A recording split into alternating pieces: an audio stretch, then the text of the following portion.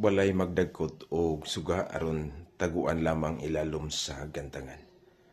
Maigsoon mao kini ang Ebanghelyo karong adlaw sa Marcos 4:21 ato sa 25.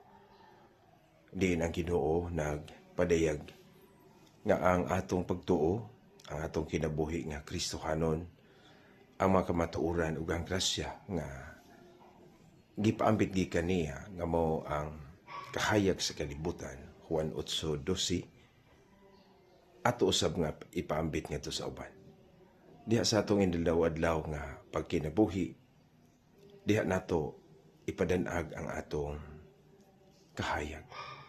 Pinaagi sa atong pag-alagad o paghigugma sa Dios diha sa atong isikataw.